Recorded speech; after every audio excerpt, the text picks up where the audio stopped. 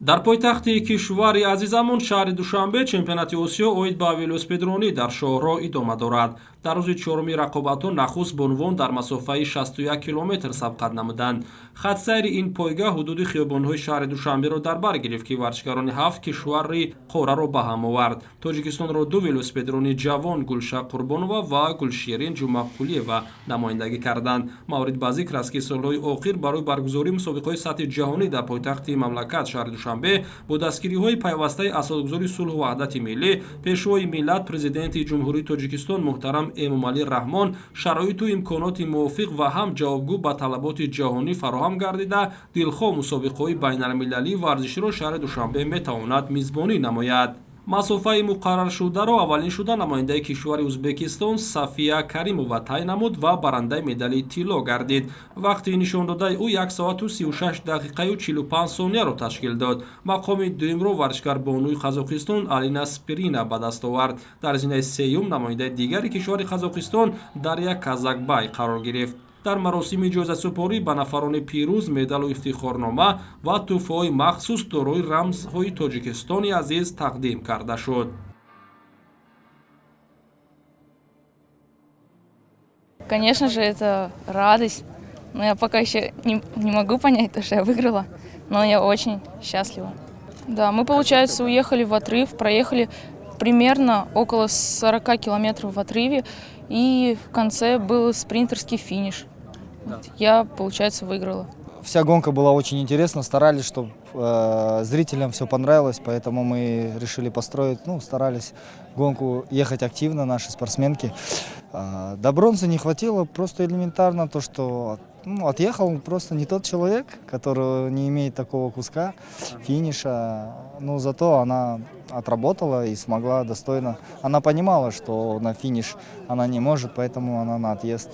И то, что так получилось, я думаю, ничего страшного, есть над чем работать ей. Вот. Конечно, если бы уехал бы другой спортсмен, у которого имеется финиш, было бы, конечно, совсем по-другому. Может быть, уже и было бы золото. Я сегодня пришла поддержать сюда наших ребят, нашу сборную Таджикистана. Желаем им успехов, чтобы они заняли победные места. Я очень рада и горда за нашу страну, что мы принимаем столько других стран у себя и надеемся на то, что такие масштабные соревнования будут проводиться в нашей стране чаще. баъд аз анҷоми рақобатҳои бонувон дар рӯзи чоруми чемпионати осиё оид ба велосипедронӣ дар шоҳроҳ мардон ба масофаи 111 километр сабқатро шурӯъ намуданд. ин пойгаҳ аз майдони дӯстӣ оғоз шуда баъд аз гашт дар чанд хиёбони пойтахт тавассути шоҳроҳи Душанбе бохтар то минтақаи Фахрободро дар бар гирифт. барои анҷоми пойгаҳи мазкур варзишгаронро лозим омад ки нисбати марҳилаҳои қаблӣ нишабу фарозҳои тӯлонитарро паси сар намоянд ва ин каме мушкилтар буд.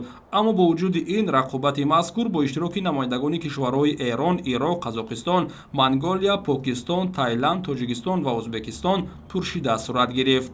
воқеан ҳам табиати биштосои Тоҷикистон бахусус дар фасли зебои баҳор ва ҷашни Наврӯзи Хуҷастапай барои гузарондани чунин мусобиқаҳои варзишӣ басо мувофиқ мебошад.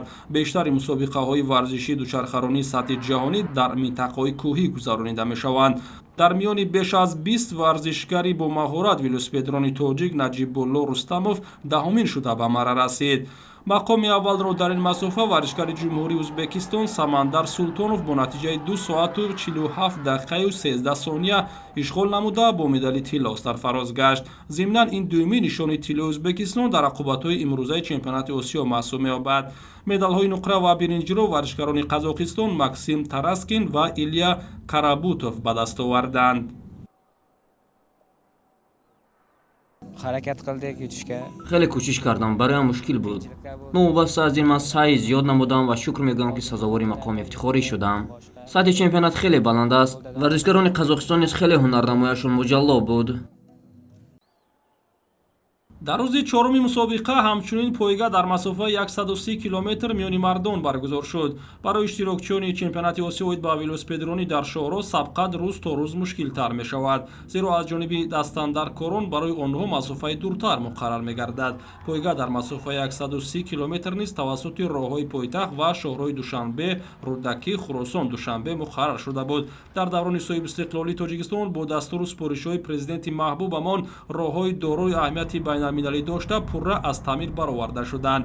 Шоҳрҳои Душанбе бохтар яке аз роҳҳои басо муҳим мебошад, ки қисми зиёди он дар арафаи ҷашни 30-солагии истиқлоли давлатӣ меҳан мавриди истифода қарор гирифт. дар пойгаи сеюм иштироки 32 варзишгар аз 12 кишвари қораи Осиё ба қайд гирифта шуд. Тоҷикистонро Муҳаммадҷон Азизов, Хуршед Маҳмадалиев, Манучер Юнусов ва Манучер Абдуллоев намояндагӣ карданд.